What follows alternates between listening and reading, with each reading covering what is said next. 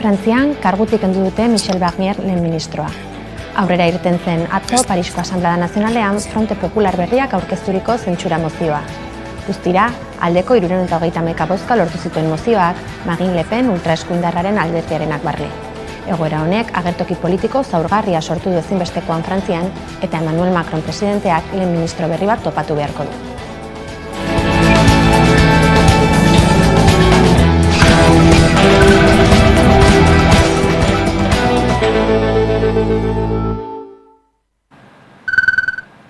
Eguerdion guztioi eta ongi etorri gaurko albistegira. Ireki ditu jada ateak Durangoko azokak.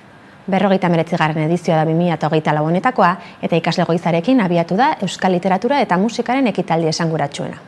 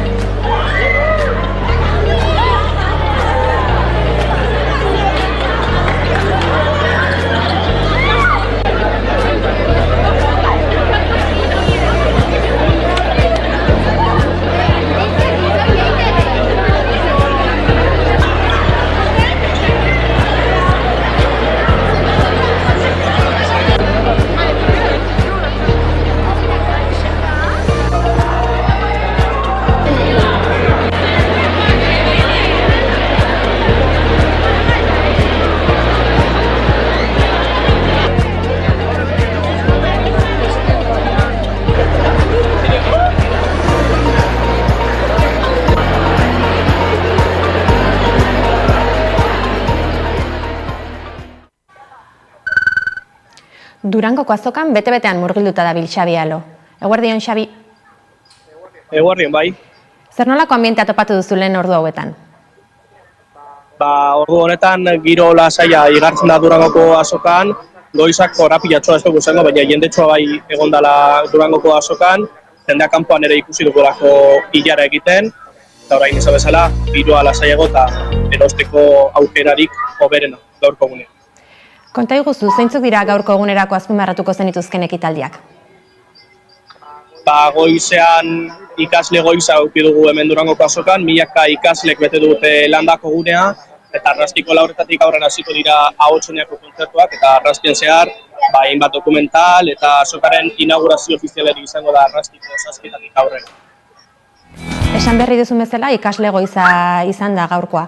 Zer diote gaztetxonek? Zer topatzeko esperoan gerturatu dira? Gabonetako erregaluren bat, beren artista gogokoenekin argazki ateratzea?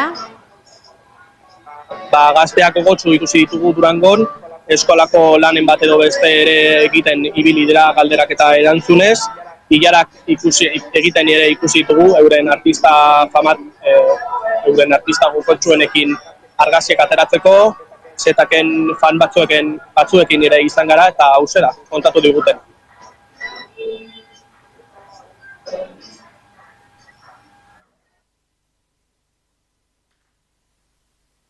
Etorri naiz institutuarekin egiteko galdetegi bat eta ikusteko postuak. Etorri eskolatik, Durangoko azoka ikustea. Berri gara klasigaz eta liburuak erosteko edo diska bat. Ez gaur klasearekin etorri gara ona eta proiektu batekin behar dugu. Gure abeslari gustokoenak ikustera txapelpun. Euskarazko liburuak ikusi ahal izateko eta baten bat gustoko izan ez gero erosteko. Gauzak erostera eta lan bat egitera. Ikusteko, irakurtzeko pizkatxo bat, jendea ezagutzera. Apur bat azoka ezagutzera eta hori. Nik tailer bat zeman behar dut eta erosketa pizka bat egitera. Nik lagundu dut Durangora eta itzuli bat egitera eta erosketa batzu egitera hori da. Ikastolarekin gatoz Durangora, ikustera ia zenbat jente dauen eta abeslariak ikustera. Gustoko ditugun artistak ikustera eta haiekin hitz egitera. Peio Reparazen firma lortzeko. Peio ikustea. Hau sustatzeko, euskara sustatzeko eta euskara gehiago ikustea hemendik. Gatera gauzak ikusi eta nahi badago liburuak erosi. Ikusi dugu kantante famatu asko eta ondo gaude pasatzen egiten. Kainakakin atea dugu. Ez dakit hemen dagoen Joseba Sarrien handia. Entol Sarmento. Gure arte. artean lagunekin. Bueno, bai, poltsa bat erosi dugu. Odin ez dakigu da, itzentzako eta emantzako Parise bilatzen etorri gara. Oso garestia dena hemen.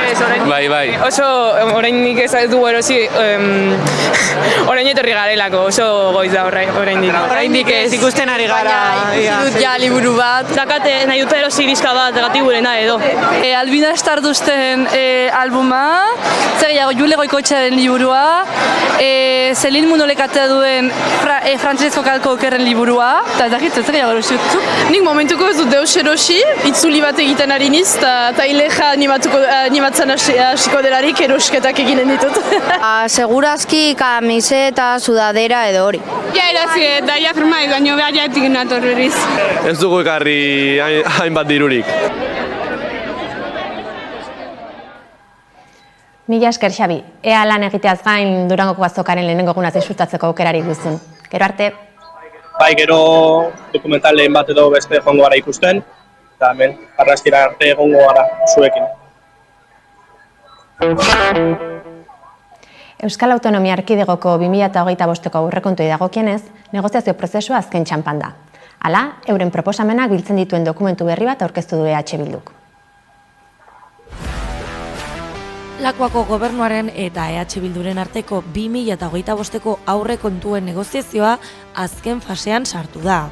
Honen arira, EH Bilduk dokumento sendo berri bat aurkeztu dio Jaurlaritzari, EH Bilduren ekimen bakoitza justifikatzen duena.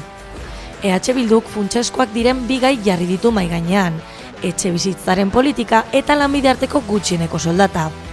Peio Otxandianok nabarmendu du EH Bildu prestagoela herritarren bizitzetan hobekuntzak ekarriko dituzten eta erronka sozial nagusiei helduko dieten akordioak lortzeko.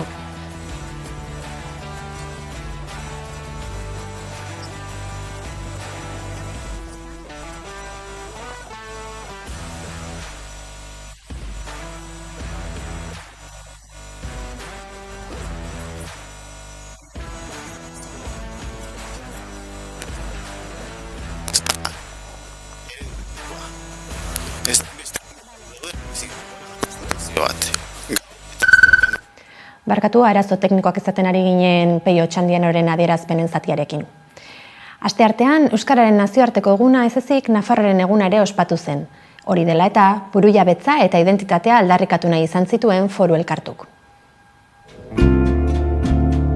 Asteartean, Nafarroaren eta Euskararen egunean, abenduaren 3an, hizkuntza eta identitatea ahantzian geraz dadin, Foru Elkartuk Nafarroako subiranotasun politikorako topagune eta eztabaidagune plural bezala izendatzen den organismoak elkarretaratzea antolatu zuen Iruñeko Sarasate pasalekuan. Bertan, dozenaka lagunen aurrean, foruei egindako monumentuan Nafar banderek izan zuten protagonismoa. Azken 25 urteotan, Orreaga Fundazioak antolatu ohi du ekitaldia. Baina aurten adierazi duenez, erreleboa emateko beharran izan da antolaketa aurrera emateko giza baliabiderik ez zuelako. Festa eta memoriarako eguna izan zen arren, aldarrikapenentzat ere lekua utzi zuen Foru Elkartuk. Ozen adierazi zutenez, Nafar soberania defendatzen dute, hizkuntza eta herrialdearen defentsa sutsuarekin. Izan ere, Foru Elkartuk informazio saioak eta eztabaidaguneak antolatzen ditu Nafar historiaren inguruan, Lorafnaren inguruan, euskal mitologia, euskararen bilakaera eta bar. Informazio eta eztabaidarako gune hauek presentzialki naiz sare sozialetan aurki daitezke, edonoren eskura. Erakundearen mezuaren ondoren, kantuaren eta dantzaren momentua iritsi zen. Gerturatutako lagunek euskal kantuen melodiaz, dantzaz eta irrintziez bete zuten Sarasate etorbidea. Zer izkutatzen duen ez didanean ikusten uzten. Orduan hasten bainaiz, izkutukoan nire baitan bizten diren bazter miresgarriak ikusten. Emakume gazteen 60% diskriminatuta sentitu dira eta 24% sexu jazarpena jasan dute sareetan. Eusko Jaurlaritzako ongizate, gazteria eta erronka demografikoaren sailak txosten bat osatu du gazteen errealitatea hobeki ezagutzeko asmoz. Bertan, desberdintasun handiak ikusten dira emakumeen eta gizonen artean.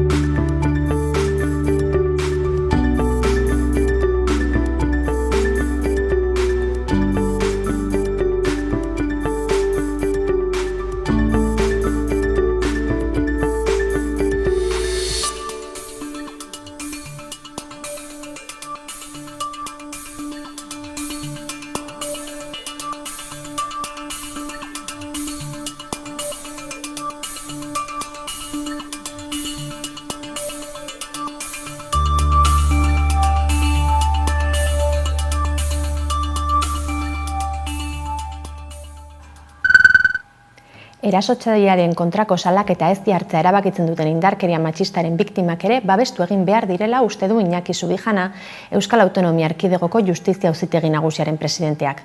Baita biktimak babes horri uko egin dion kasuetan ere.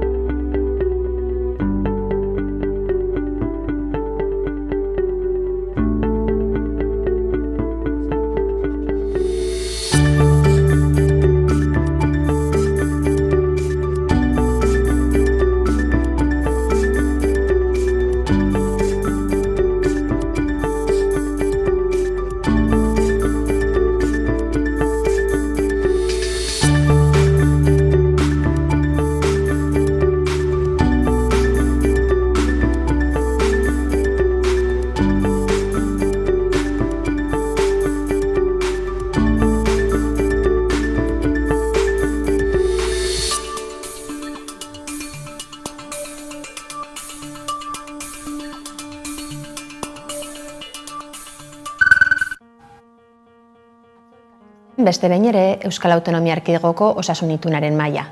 Bilboko Euskalduna Jauregian jazotako bileran, Javier Meana itunaren koordinatzaileak eratutako testuaren inguruko azalpenak eman zizkien Eusko Jaurlaritzak eragileei.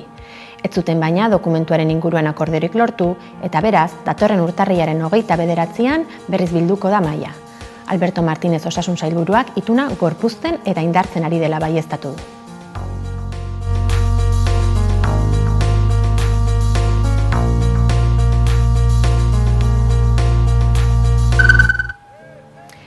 Etxebizitza eskubideari dagokionez, 2024an Hego Euskal Herrian indarrean egon den dekretu bat luzatzeko eskatu zuen atzo Donostian kaleratzeak stop plataformak. Izan ere, 2020an, COVID-aren pandemiaren lehen urtean, Espainiako gobernuak familia zaurgarriak etxegabetu ahal izatea galarazten duen araudia onartu zuen. Dekretua 2023an luzatu zuten, lehen aldiz eta orain gutxienez 2025ko abenduaren 31ara luzatu dadin exigitu du kaleratzeak stopek.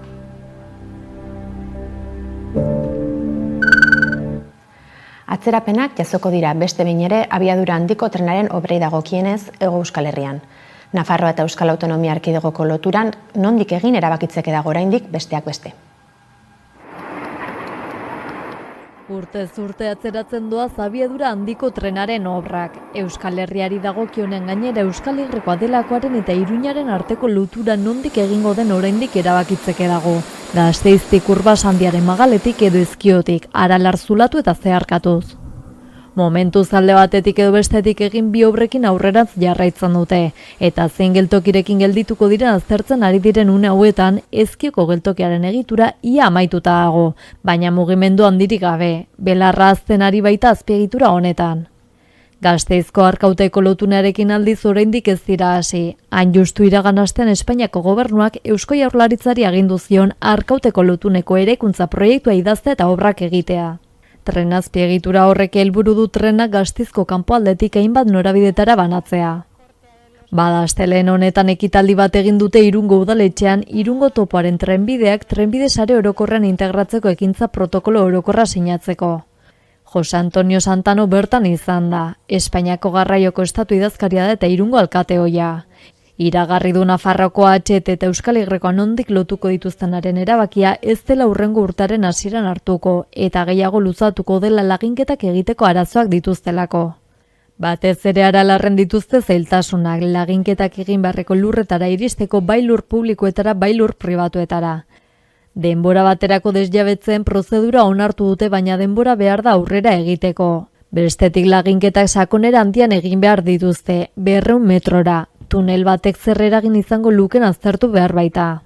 Testuinguru horretan Gipuzkoan amaitu ditu Jaurlaritzak abiadura handiko trena gauzatzeko jarduketak. Gaur-gaurkoz Donostiako Atutxako geltokian ari dira lanean. Bizkaian berriz Basauri eta Abando lotuko dituen tunelaren eraikuntza proiektuan ari dira.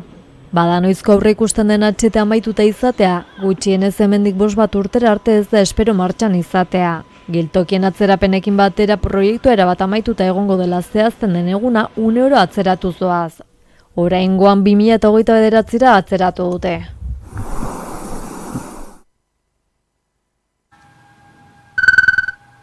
Nazioartean, Frantzian, Michel Barnierrek lehen ministro izateari utzi dio. Izan ere, aurre irten zen atzo iluna barrean, Parisko Asanblada Nazionalean, Fronte Popular berriak aurkezturiko zentsura mozioa. Michel Barnier Frantziako lehen ministroa zentsura mozio baten ondorioz kargutik kendu dute Emmanuel Macron Frantziako presidenteak irailaren 5ean izendatu zuenetik 3 hilabetera. Horrela, Barnier Bigarren Mundu Gerraz geroztiko lehen ministrorik laburrena izan da. Zentsura mozioa Fronte Popular berriak aurkeztu du eta aldeko 331 botorekin onartu da. Lehen erreakzioak Fronte Popular berritik sortu dira. Frantziako intsumisoak, sozialistek eta ezkerreko beste alderdi batzuek osatutako koaliziotik, hain zuzen ere. Barnierrek gutxiengoan gobernatzen zuen orain arte, eta aurrekontuak onartzeko zailtasuna ikusita, astelehenean Frantziako konstituzioaren 49,3 artikulura jo zuen. Artikulu horrek legeak onartzeko aukera jasotzen du bozketa parlamentarioa saihestuz, zentsura mozio bat egin behar izatearen truke. Erik Kokerelek berretsi du egungo gobernuak irain egiten diela azken hauteskundetan Biltzar Nazionalean eserleku gehien dituen blokea ezkerra izan zelako. Bestalde, Marine Le Penek bere sektarismoa eta dogmatismoa aurpegiratu dizkio Barnierri. Gobernuak eta Emmanuel Macron presidenteak erdi mailako klasea eta langile klasea zigortzen dituzten kontu publikoak prestatu dituztela, besteak beste zerga igoerekin. Barnierrek ziurtatu duenez, Frantziak errealitate zaila bizi du ekonomiari dagokionez, eta ez da desagertuko zentsura mozio batekin. Biltzar Nazionalean esan duenez, kargu gabetzea bozkatu baino lehen. Agur esateko tonu nabarmenean, bozketa asteko minutu batzuk falta ziren arren, Barnierrek erantzunkizunez jokatzeko deia egin zuen. Eta gobernua eroriz gero, herrialdeak dituen arriskuez ohartarazi zuen. Macronek beste bilera sorta bat hasi beharko du alderdiekin, krisiari irtenbidea bilatzeko. Lekornu, Bayrou edo Retailou dira bere lekua hartzeko hautagaiak. Latinoamerikari dagokionez, Amazonasean murgilduko gaitu aste honetan gure kolaboratzaile Bero Satrustegik. Boliviako Amazonian kokatuko gara. Aurtengo maiatzean jakin zen, Guanaizonaldeko herritarrek lehenengo aldiz egiaztatu zutela printzipioz gasolina zerbitzugune baterako bideratutako diesela urre mehatzaritza batera bideratzen zela Mongabai komunikabideak jaso duenez. Gobernuak diruz lagundutako dieselak beraz urrearen mehatzaritza legala eta legez kanpokoa bultzatzen ditu. Jarduera hau gainera hedatzen ari da Bolivian eta Amazoniak bustitzen dituen beste hainbat herrialdeetan. Labrabak eta Mongabaik Pulitzer Centerren laguntzarekin ikerketa bat egin dute eta ikusi dute erregai desbideratzea gutxienez 17 udalerritan egiten dela. Gainera, dieselaren eskariak gora egin du halabeharrez, urrearenak gora egitearekin batera. Bestela esan da, zer erlazio dute urreak eta dieselak. Mehatzaritzako diesela beharrezkoa dela, beraz, lehenbizikoak gora egitearekin, bestearen eskariak ere gora egiten duela. Datuekin ikusita, 2019an, Mongabaik ekarritako datuei erreparatuta, 42 tona urre atera ziren. 2023an, 46,6 tonara iritsi zen. Guanai, Tipuani, Mapiri eta Teoponte zonaldeak mehatzaritzaren erdigune bilakatu ziren, honek ingurugiroan suposatzen duenarekin. Orain arte, enpresa txikiek esku hartzen zuten arren, eskariaren igoerak enpresa handien makineria astunaren beharra agerian utzi du eta beraz, estatuko zein atzerriko enpresen zerbitzuak kontratatu behar dituzte. Lan egiteko erritmo honek gobernuak onartutako diesel kantitatea soberan gainditzea dakar. Gobernuak mehatzaritza txiki eta ertainarentzat hilabetean 5.000 eta 20.000 litro artean kokatzen du erregaiaren erosketa. Suposatzen delako mehatzari txiki eta ertainek ez dutela makineria astunik behar. Errealitatea baina oso bestelakoa da. Mongabairen arabera gutxienez 45 eta 50.000 litro artean behar dituzte. Honek ezinbestean merkatu ikusezinari ere ateak irekitzen dizkio eta esan gabe doa negozionek milioiak mugitzen dituela. Herrialdeko zonalde batzuetan diesel eskasia dagoenean edo egon denean, mehatzaritzan izan legala edo legez kanpokoa ez dute halakorik ezagutu. Mehatzaritzak esan bezala ez du bakarrik Bolivian eragiten, orokorrean Amazonia oihana duten herrialde guztietan dago presente. Horietako bat da Peru. Azaroaren 29an Errepublikako Kongresuak mehatzaritza eta artisau mehatzaritza txikia printzipioz formalizatzeko prozesua indartzen duen legea 6 hilabetez luzatu zuen. 6. aldia da lege hau luzatzen dutena, 2012an sortu zenetik. Legearen helburua mehatzaritza erregulatzea da, baina Infobaek jaso duenez legearekin kritiko agertu direnek diote legez kanpoko mehatzaritza errazten duela. Beraz, luzapen honek ze suposatzen du. Hitz gutxitan mehatzari informalek ingurumen estandarrik gabe lan egiten jarraitzeko aukera izanen dute orain arte arrakastarik gabe mehatzaritzaren erregulazioa bilatzen duen lege batekin. Legea esan bezala ez da berria eta kontrako jarrerak hasieratik egon dira. Eta euren iritzia mahaigaineratzeko datuak aurkeztu dituzte. Orain arte oso mehatzari gutxi izan baitira euren formalizazio prozesua burutu dutenak eta horixe da legearen helburuetako bat bete gabe gelditu dena. Helburu nagusia izan da. Mongabaik komunikabideak zenbakiak jaso ditu eta hauen arabera izen emanda dauden 84.000 mehatzarietatik 2.000 soilik formalizatu dute prozesua, 2,4 dena. Beraz, izen emanda dauden mehatzari informalek jardunean jarraituko dute salaketarik jaso gabe, naiz eta legez kanpoko praktikak egin. Auzitegi konstituzionalak luzapen lege honen kontra neurriak hartzeko aukerak baloratzen ari da, oraindik bide luzea gelditzen delako mehatzaritza osoaren formalizazio informatizatu eta ikuskatu bat lortzeko. Euskarazko film berri baten estrainaldia dugu Araba, Bizkai eta Gipuzkoako pantailetan. Gaurtik aurrera, Super Klaus filma ikusgai egongo da Zinema Euskaraz programari esker. Super Klausen pelikula berriko sarrerak lortu ditut! Super Klaus? Super Klaus filma abenduaren 5ean estreinatuko da Araba, Gipuzkoa eta Bizkaiko hainbat aretotan, Zinema Euskaraz programaren eskutik. Publiko orokorrari bideratuta dagoen filma euskarara bikoiztuta ikusi ahal izango dugu. Zine Euskadik sustatutako Zinema Euskaraz programaren barruan aurten ikusiko dugun 10. filma da hau. Bai, noski! Euskal ikus-entzunezkoen sektoreari laguntzeko helburua du Eusko Jaurlaritzako kultura eta hizkuntza politika sailak bultzatutako programa honek, eta haur zein gazteei zuzendutako pelikulen bikoizketaz arduratzen da, zinemagintzan euskararen hedapena bultzatzearren. Eta bere jostailu zatarrak egitera behartu gaitu!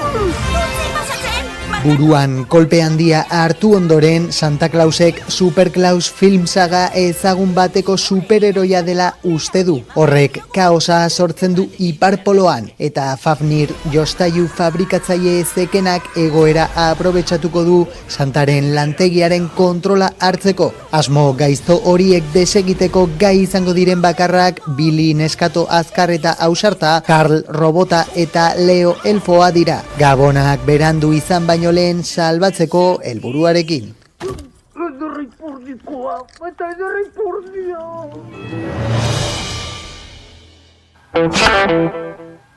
Gure aldetik besterik ez gaurkoz. Bihar Durangoko azoka izanik, zuzeneko albistegia izango duzue eguerdiko ordubietan Irati Alparezen eskutik. Eta beti bezala, 11aren webgunea eta sare sozialak eskuragai izango dituzu ere informazioa zabaldu nahi izan ezkero. Mila esker zuen arretagatik, ondo izan eta bihar arte.